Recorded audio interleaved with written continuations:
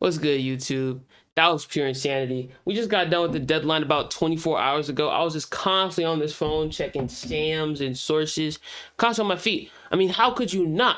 We've seen, okay, we're going to talk about it in a second, but the biggest trade of all time, we've seen that, which we're going to start from. I'm going to be covering all the deals that went down, why teams made them, how they're looking going into All-Star break and into April very soon. As teams around the league, so many stars have found new destinations, and I'm just going to be recapping and how I feel about all the teams. And I'm a Suns fan. We don't even have to talk about them. Like, just an absolute travesty what they pulled off in terms of their players and their franchise. But yeah, so let's just get right into it, right? So if we go on this first trade, I mean, we have to start here. There were a few trades in December, but those were a little while ago. So in considering what this deadline was, I'm going to start from the Luka trade, as this is what started it all. This is going to be one that is obviously the keystone of the deadline. That's going to shape it as the greatest of all time. So we got the Lakers package. They received Luka, Maxi Kleber, and Markieff Morris, sending out Anthony Davis, Max Christie, and a first-round pick. And while the Jazz were the bridge between the two, taking on Jalen Hood-Schifino's contract, who they later cut, and they took on 2 second-round picks, sending out $55,000 to both teams. So, I mean, if we just look at the trade itself, Mavs fans, Mavs media, and sources unanimously were just confused. They didn't understand. The trade didn't make sense, especially for what they got, as they could have got so much more if they shopped them. Now, if we look at from both perspectives, we can say, okay, they really wanted Anthony Davis, and they felt that the caliber of player Anthony Davis is, they were not going to be able to get in any other package. But the fact that this was not made public, ever, right? Completely done in the shadows, according to Shams. The players themselves stated that they had no idea that this was going down. And now Lakers have found their player of the future. Luka Doncic is going to be the next great Laker. It's so sad to say, but it's the truth, right? This was the classic Lakers move, pulling off something that seemingly no other team could have got done. And for what they gave up, Anthony Davis is still a top 10 player in this league. Max Christie, a great player. He's already showing out for Dallas. And the first round pick, for that little resources, pulling Luka in for the next decade, being a player that's going to bring the team, keep them afloat after LeBron is gone. That Pelinka pulled off a masterclass. Full stop. Now, if we go with the Mavs, obviously Nico Harrison, he's the #1 most wanted in Dallas right now. As we've seen Tim McMahon speaking on death threats that he's receiving at this point. They have memorials for Luka. It is a really travesty. And that is the part that's unfortunate. Max Christie, he's been loved, so Anthony Davis could receive similar love very soon. But initially, it felt like maybe, it was impossible. Their guy, the guy after Dirk, the guy that's been nurtured in-house. How could you do that? And after essentially just been taking it away from them, Anthony Davis, it's going to be very difficult for fans to love him. But, it's something that's going to be done very quickly, as both franchises made the deals. The owners, the GMs, they have a really good relationship with each other. Anthony Davis and Nico Harrison have been together for a very long time. That's going to be a really fun thing to see. I do think at this moment, even after the Mark Williams trade, sending out Dalton Knecht, which we're going to be covering in a second, I do think the Mavs are better set for the playoffs because of that Anthony Davis-Kyrie Irving tandem. We're going to see that, I believe, tomorrow. As of this recording, I'm recording this on February 6th. And it's going to be very exciting to see. It's the 6th, right? Oh, apologies. This is Friday the 7th. I'm losing my dates. But, the Lakers, they I believe, 11-2 in their last 13 or 10-2 in their last 12. Bringing in Luka, who's already going to just provide so much value, allow LeBron to take off nights. Last night they played Golden State, dropping a 42-point game. I do think Lakers are going to be really good for a very long time with Luka and, Maxi Kleber, Markieff Morris. They're going to be situational pieces off the bench. They're going to be hard to see minutes with how much value in their wings that they have as of this time. But I do think both teams are going to be good now. But as far as long-term, this was still the most confusing trade I've ever seen. You don't trade Luka Doncic. You pay him his money because you don't get players that often. Some teams have never seen this type of player. And it's really unfortunate for Mavs fans. Nico made a decision. He has to lay in his bed that he made. But I do feel like they feel confident in Anthony Davis, especially Nico. And in the short term, they have to get it done, or else it's going to be really bad coming up very soon. And we'll just cover the Jazz shortly. You know, JHS, as I said before, they cut him, the 2 second-round picks. You know, Danny Ainge, he said that he did not know this trade was going down. Like, he didn't know the full details of this trade, but he was a part of it. And he said that it was too late for him to back out once he knew that Luka Doncic was going to the Lakers. But otherwise, we'll see how these teams turn out. You know, we can't really say same in like the next 3 years unless Dallas gets a ring or two. You know, that's what they're looking for. They have to win now because they've closed the window that just opened. The window now, maybe the window might be bigger now, but it has a much shorter lifespan. So we're going to see how things turn out for both teams. Now, if we go to the next trade, obviously, this was the trade that we've seen coming before the Luka blockbuster, right? Spurs acquiring Fox from Sacramento. You know, Fox wanted out, and he stated that he wanted to be on the Spurs. So if they didn't make the trade, he would sign with the Spurs in free agency. So in the package, Spurs received De'Aaron Fox and Jordan McLaughlin. The Kings received Zach LaVine via Chicago, Sidi Sissoko, and 3 first-round picks. So one from the Hornets, Spurs, and T-Wolves, and 3 second-round picks. And obviously the Bulls received Zach Collins, Kevin Huerter, Trey Jones, and a 2025 first-round pick from the Spurs. Now for me, the first thing I notice is, in my opinion, the Bulls package is atrocious. It's unacceptable. You lost DeMar DeRozan in free agency. You could have traded him last season. Sending out LaVine and picks, and receiving Zach Collins, Kevin Huerter, and Trey Jones, who I don't believe you guys made trades using. You got 1 first-round pick. That is just an unacceptable package to be a part of this deal at all.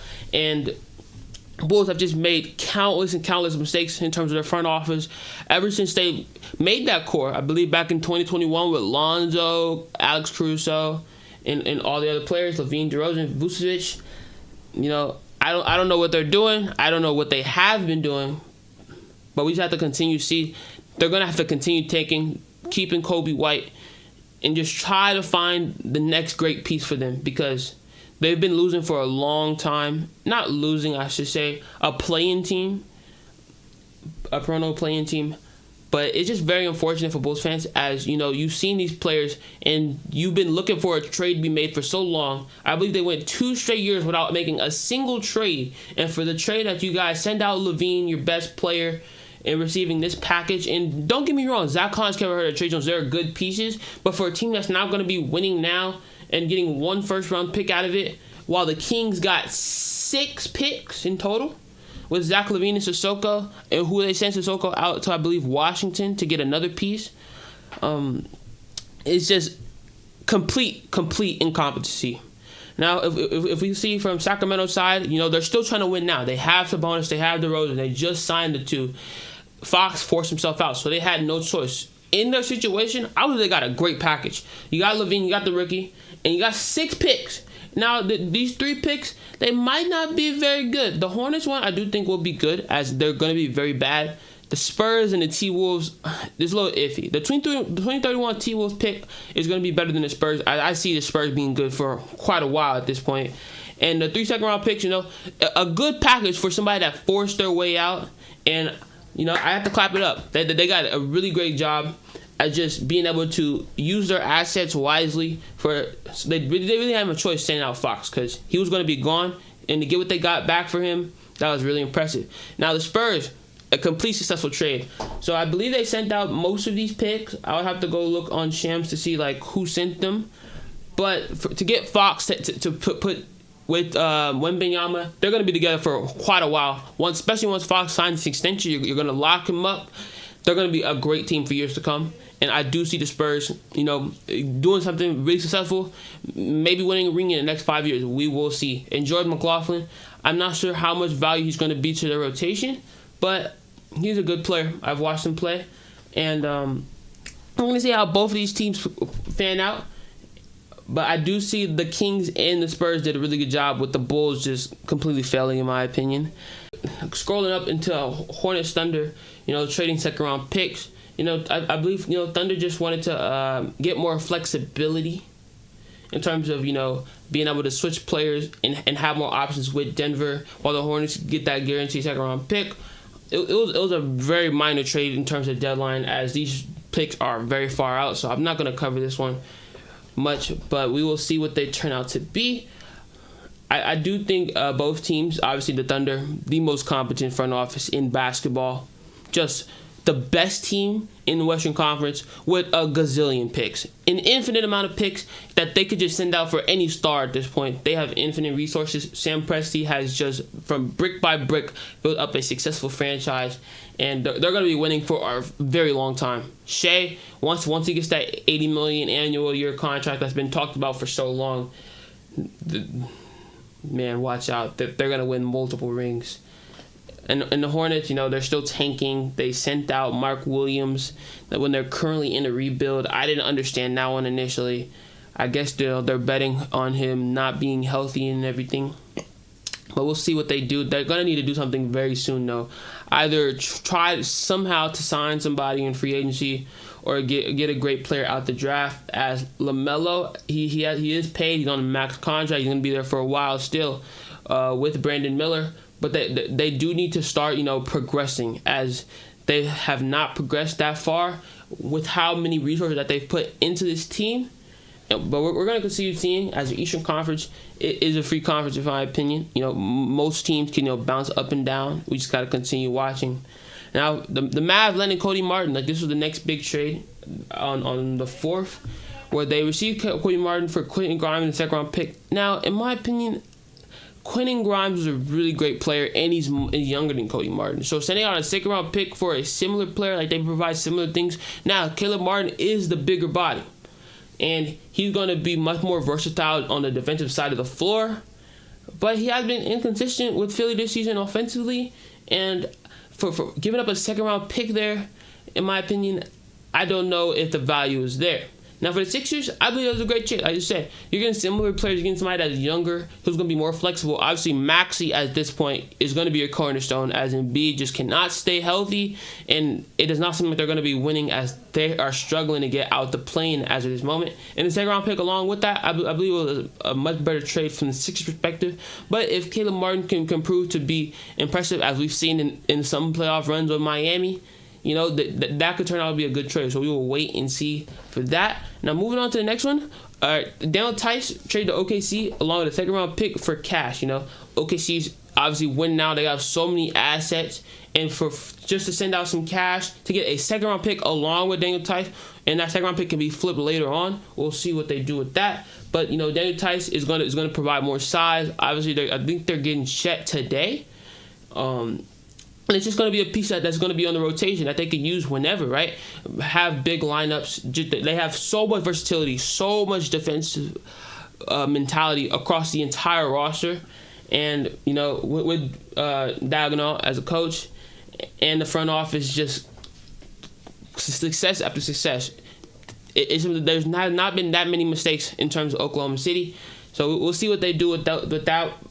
But, all right, now this was the next big one. Obviously the Kings, they flipped this social asset that they received from Chicago, I believe, and bringing in Jonas Valanciunas for Washington. Now, it was heavily speculated on that he would go to Phoenix in exchange for Nurkic. Phoenix could not get that done.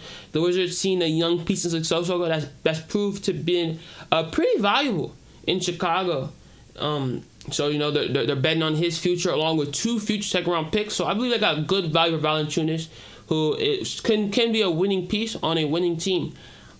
I do think it was a great trade for both sides, as the Kings didn't send out that much for Valanciunas. That's going to be a backup to Sabonis.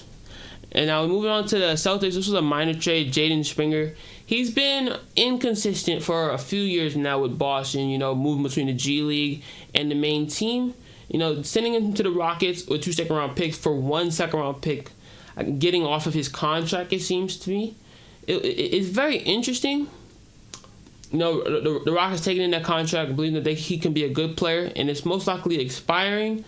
Bringing in 2 second-round picks, I do think it was a good trade on the Rockets side. And the Celtics getting free of that money, they paid all their players. All their players from the ring team got paid. And, during the offseason, it seemed insane to me, right? Because $30 million for the entire starting lineup annually. You know, no other team was able to do that. And that is them taking advantage of their bird rights, having players that they had for quite a while, continuously building this core, proved to a championship roster, and they're going to try to continue doing it. You know, even once they're in the second apron, they feel confident in the team that they've nurtured as a unit now. And, you know, adding pieces may not be necessary when your team is so good and you can continuously win rings. So we'll see how they do for both sides. Now, we got Wizards landing Reggie Jackson in a trade, which I believe they waived. I will check that in a second. So they received Reggie Jackson in a first-round pick, sending out Jared Butler, 2027 second-round pick, 2028 second-round pick, and 2 second-round picks in 2030. So 4 second-round picks in total, along with Butler, bringing in Reggie Jackson. So I do think that this is just to free up some money, getting that first-round pick, but sending out 4 second-round picks in a young Jared Butler. I don't know what to make of this trade, as I have not watched much Washington or Philly this entire season, just because they have been so bad.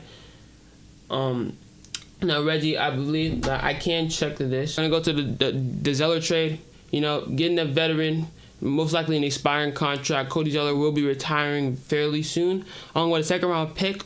And the Rockets sent out the draft rights to Alpha Kaba to Atlanta. You know, Atlanta, with Trae Young, it seems like he's going to want out very, very soon, as they just have not been able to build a winning roster. And the DeAndre Hunter trade seemed to be the breaking point for Trae, so he's most likely going to want to be traded in the off-season. So this is a fairly short trade. You know, the Hawks, they're going to be looking for a rebuild fairly soon. They got rid of Bogdanovic. And bringing in expiring contract in Zeller with a second-round pick is going to be a fairly deal on both sides. And, you know, the Rockets, they still want to stay young, and getting those draft rights to get a young piece that they can still add to the roster, you know, maybe be able to move out in the future for a star. We're going to see what Houston is going to do, because they're going to be good for a very long time, as they have a core now. The James Wiseman trade to Toronto. The Raptors received some cash from the Pacers for a second-round pick, along with James Wiseman.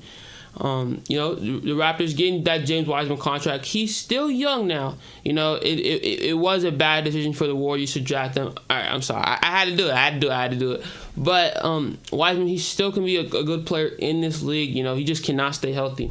It's very sad, very unfortunate. But the Raptors, they're going to take on his contract. They're going to make a bet on him, try to be able to nurture him to a good player for their team. Bringing in some money, too, as the Raptors, you know, they just brought in Ingram, which we're going to cover his trade in a second. But sending out a second-round pick, I do think they got a good asset. You know, the Pacers are getting off that the bad asset in Wiseman. I think it's a good trade on both sides. And while the Torontos have more risk, I do think they can get good value on it if they are lucky. Oh, we just covered the KJ Martin trade. All right, here we go.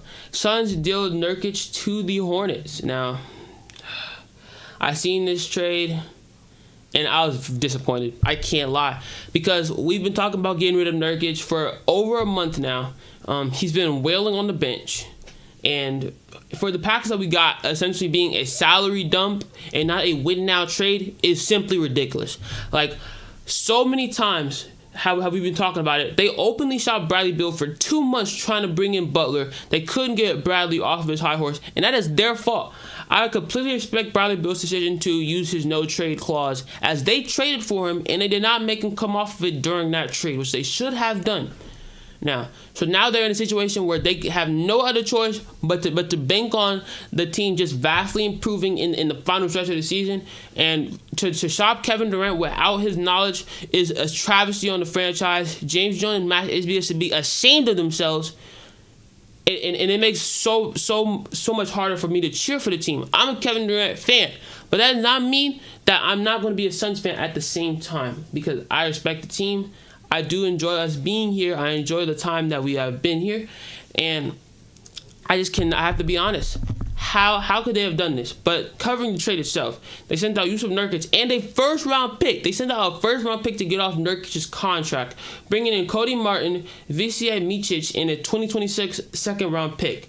Now, Cody Martin can be a good player in the rotation. We will see. That's going to be the best piece on the roster out of this trade for Phoenix. Micic, I have heard rumors that he's thinking about going back to the EuroLeague, so like that asset can prove to be bad very quickly. And second-round pick. Micic can be a good player as well. I've watched him quite a bit in Charlotte. He's a fun player to watch. with Cody Martin. So we gotta hope that these pieces are able to improve the roster. We are in a tight knit race for the play-in, let alone playoffs. The play-in with teams that everybody got better except Phoenix. So I'm just disappointed as a fan. And for what they did, it's not one single win now move over the entire deadline.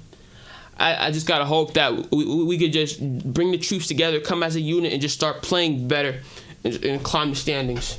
The Pistons acquiring Schroeder. Now, okay, I'm not gonna speak much on the Schroeder the slander, but the slavery quotes that he made was just blasphemous in my opinion.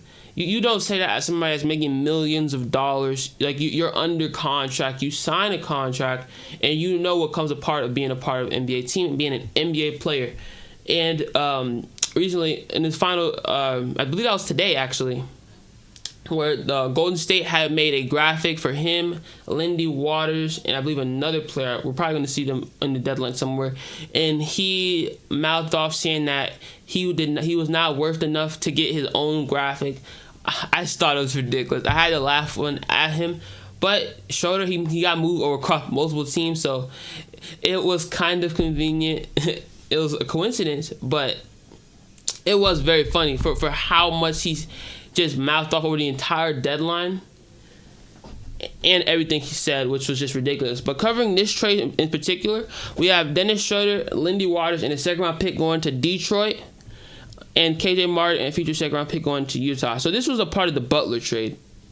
I believe, but this was after, I believe. No, this was from the Warriors. So no, this was during the Butler trade. Obviously, it was like a 5-team deal. We're going to cover that one in a second. But obviously, the Pistons, they moved Dennis Schroeder very quickly. I believe they kept Waters, or they might have traded him again. I'll have to see. And the second round pick, so they got good assets for what they gave up. I'm going to see what they gave up. So I'm not going to talk about this one much. I'm going to come back to it. But if we go to the next trade, this one's very minor. Raptors lending PJ Tucker from Miami. PJ Tucker stayed with Miami for 1 day, I believe. He got traded somewhere else. We're going to cover that trade in a second. But Miami got Davion Mitchell, who's a really good player. Really good player. He got sent to Toronto, I believe, last season. He's been there for a while. And I think he's going to be a winning player now. He's going to be a valuable piece in the rotation, probably on the bench as like a sixth man. But PJ Tucker in his old age, I don't think he's getting many minutes on any roster. Maybe the bad ones. But again, the second round pick, PJ Tucker, who's on an expiring deal, or they could buy him out. And cash from Miami for Davion Mitchell, I believe, is a good haul for the player, for the caliber of player Mitchell is. The Bucks giving Kevin Porter Jr. from the Clippers for Marshawn Beauchamp. I believe it's a great trade for the Bucks personally. Kevin Porter Jr. has been very valuable. He got booted out of the league for his domestic violence allegations against his partner. I believe a little over a year ago now. But the Bucks, they bet on Marshawn Beauchamp for quite a while. He did not prove to be the player that they thought he could be, so they sent him out and got Kevin Porter Jr. in. Now the Clippers sending Porter Jr. out for Beauchamp. Most likely he's going to be a young piece.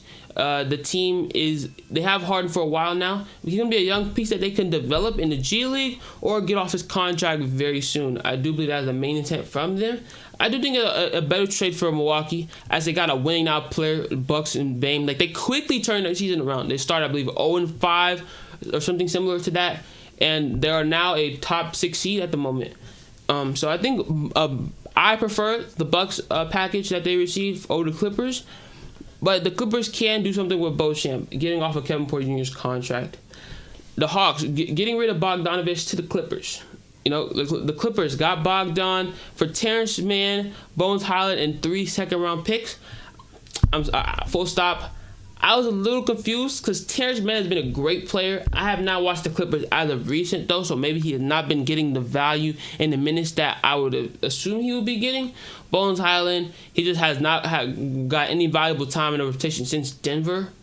So getting Bogdanovich, who's going to be a winning now player, and just sending out Mann, Highland, and 3 second-round picks, I do think both teams got a valuable haul. The Hawks, it looks like they're just full sending a rebuild at this point. And it's going to be quite a while for them to be but what they had. They got to the conference finals, I believe, twice. 2 conference finals, I think. And they just couldn't get it done. Trae Young, In my opinion, at this moment, I think he's going to be a great number 2 on a contender. I don't think he could be the number 1 in a championship team. However, so for what the Clippers got sending out the package, I think it's a great trade on both sides for what they're trying to do and where they're trending towards. The Bucks trade for Kuzma. I'll be honest, I'm not a fan of Kuzma.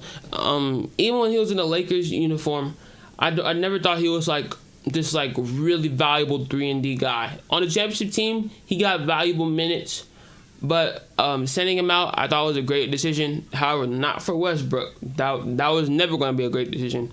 So for the Bucks getting Kuzma, Jericho Sims, and 2 second-round picks, and with the Wizards receiving Chris Middleton, A.J. Johnson, and a first-round swap, and the Knicks as a 3rd team on this 3-team trade. Oh wait, was this a 4th-team trade?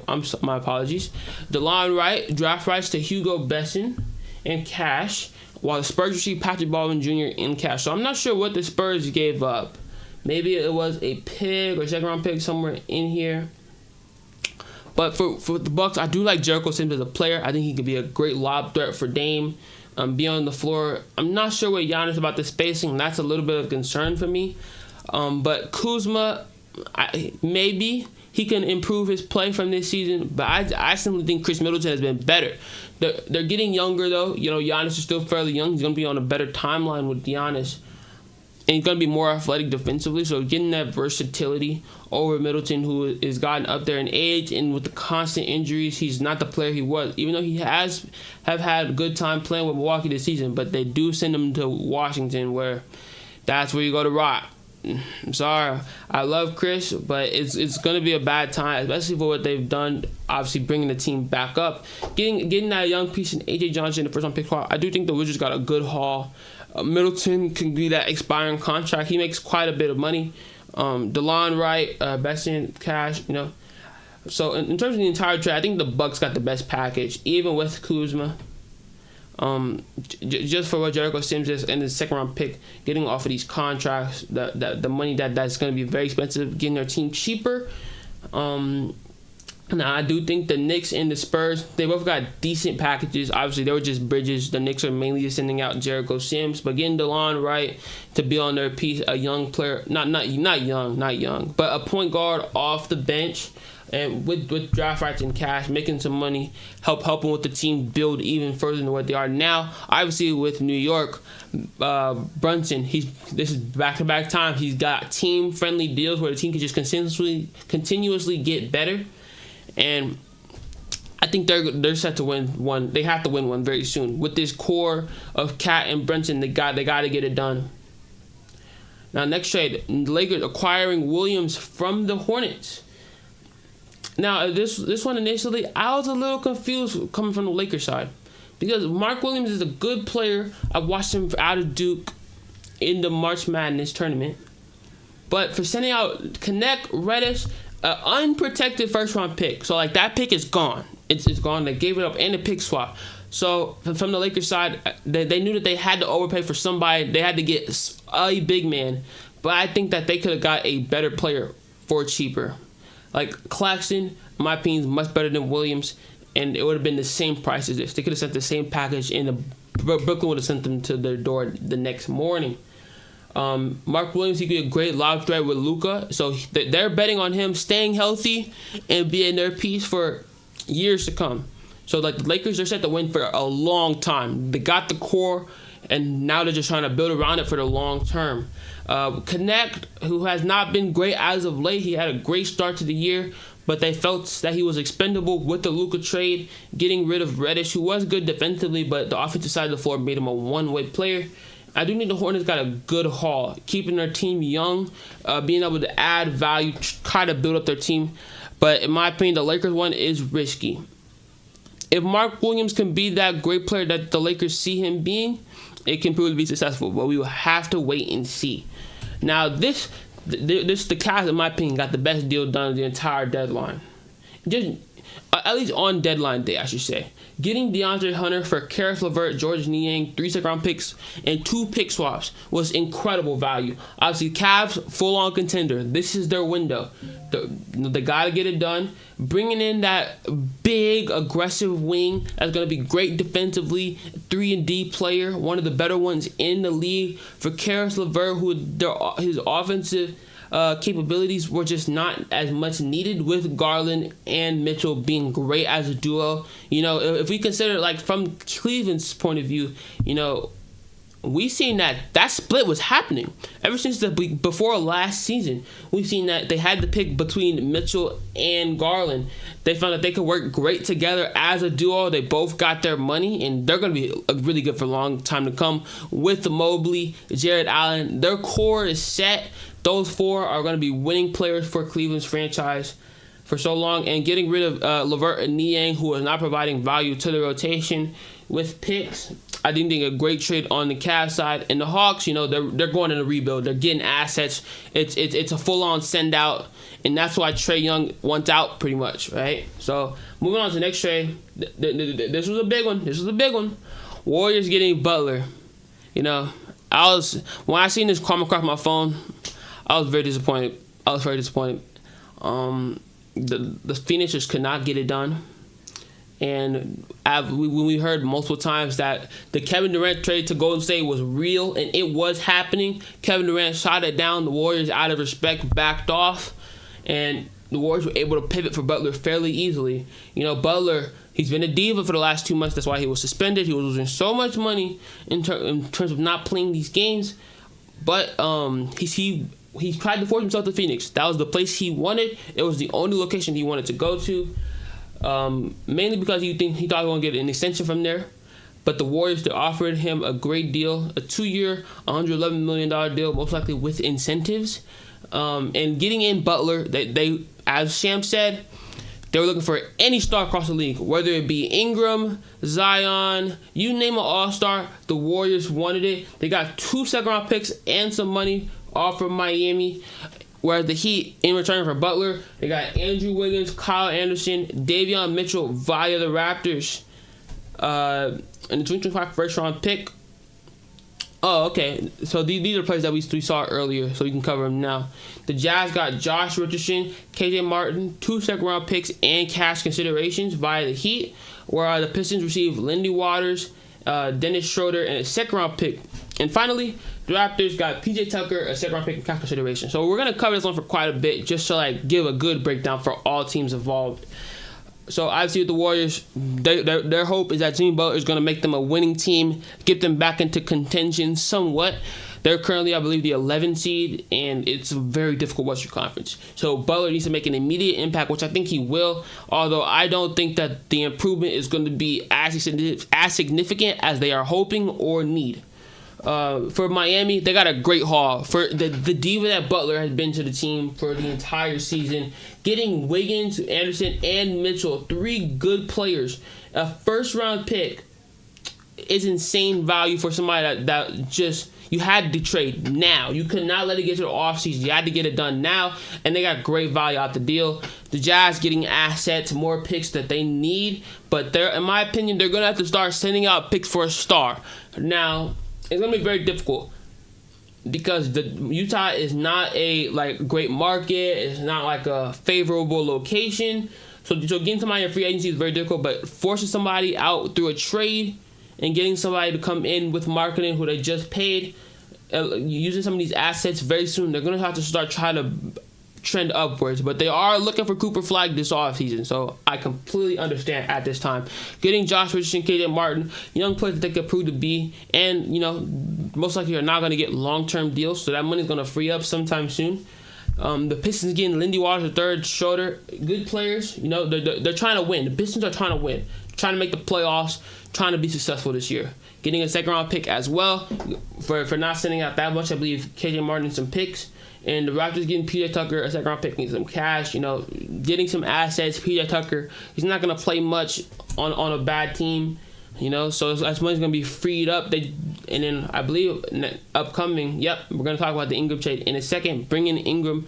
Raptors look to win now. So moving right into that trade, actually, we got a 3-player deal. So the Raptors for Brandon Ingram sent out Bruce Brown, Kelly Olynyk, a first-round pick and second-round pick. I believe Bruce Brown is now on the buyout market as of this time, so he's going to immediately provide impact to a contender. The Pelicans are looking toward the rebuild. They got off of Ingram, got off of his contract. They just were not winning. Zion cannot stay healthy. I believe with what they got some assets, Olynyk, an expiring contract, free up some money to get off that Ingram contract. Whereas the Raptors, in my opinion, Ingram is a good player, all-star caliber player. I don't really understand it. Like, what is their direction? Do they plan to just, go with the team they have, and Ingram and Scottie Barnes core? I don't know where that's going. But in my opinion, it was very confusing. We'll see how it turns out for the Raptors. I do not believe they're a good team this year. They don't have a good record. They're not in a good place in the standings. So it is very confusing in my opinion. Why did they make this deal? I guess to get off of Brown's contract, but I don't see them trending towards like a playoff team or perennial contender anytime soon at this time. Things can change quickly, but it was a little... I was kind of lost on the deal. Now, if we go to the Wizards, getting Marcus Smart from Memphis.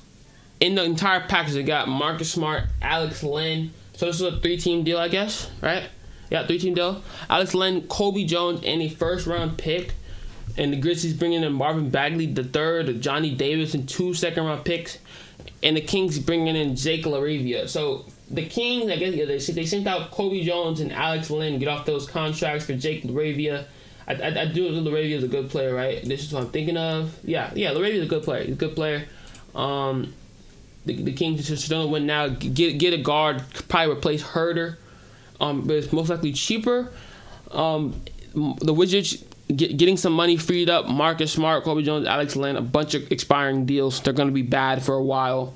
And it's kind of disappointing. I really like Marcus Smart as a player. He won Defensive Player of the Year a couple years back.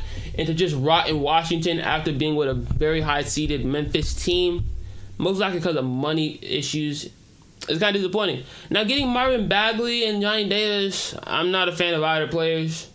2 second-round picks. Maybe Marvin Bagley can provide value in the rotation, but it seems to be, based around financials, trying to get money freed up, get another star. We've heard that the Grizzlies tried to make an offer for Kevin Durant at the deadline. Durant did not want to be moved, so he probably was not going to be moved anywhere. He's going to be moved in the offseason if they do not perform, though.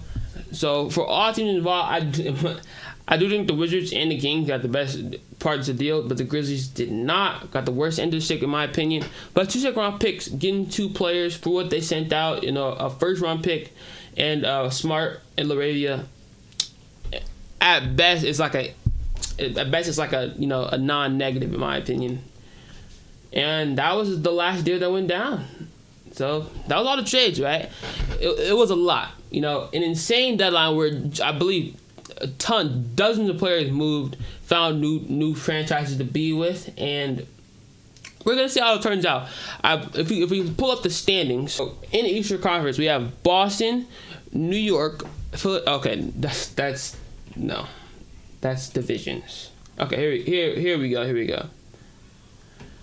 Cleveland at 41-10. Boston, New York, Indiana, Milwaukee, and Miami are your top 6 as of this time. Now, in the play-in, as of the moment, we got Detroit, Orlando, Atlanta, and Chicago, where Philly is right on the cusp, with Brooklyn, Toronto, Charlotte, and Washington being your odd ones out.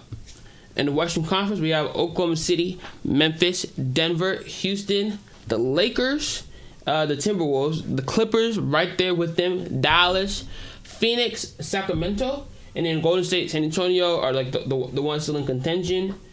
Portland, they're 10-1 in the last 11 games. Immediately, they brought themselves back into the race. They were way down there, right down there with Utah and New Orleans, but they are back now with their constant winning. And Utah and New Orleans, they're essentially done for the season. They are fully in the Cooper Flag sweepstakes, and we'll see what this turns out for them. Now, where do I see teams making the most impact? Cleveland is already in first place. New York got good value. Milwaukee, obviously, they're trying to get back in playoff contention, championship contention. Philly, they have to get into play, and they got to have no choice. Too much money's on the line to not make the play-in tournament. Oklahoma City, they're gonna continue winning. They're gonna be the first seed for the rest of the way. Memphis, Denver, both of those teams are gonna be really good. Houston, they got some value in. The Lakers, they're aiming for a top 3 seed. Full stop. With the pieces that they made, they're continuously winning. They've been great over the past month. And with Luka coming in very, very soon, they're going to be a really good team in this playoffs. Minnesota, so I believe, grouped down with them, Minnesota, Clippers, Dallas, and Phoenix are all right there, along with Sacramento. And you have to include Golden State because their record is right there as well. All of these teams could be flip-flopped come next month. We have to wait and see. Most of these teams made a deal. I'm disappointed in Phoenix for not getting it done at all. Complete franchise incompetency. But all these teams have a chance to make get out the play-in entirely and get into the top 6, as it is so close in the Western Conference. And San Antonio, they are in the hole, so that Fox trade, they have to start winning now before any other team. They got to just continue racking off wins. And we'll see how things go with them very soon. But otherwise, that was really fun. I was able to cover pretty much everything I wanted to cover today. And I appreciate you guys for watching. So, otherwise, thanks, y'all. Peace.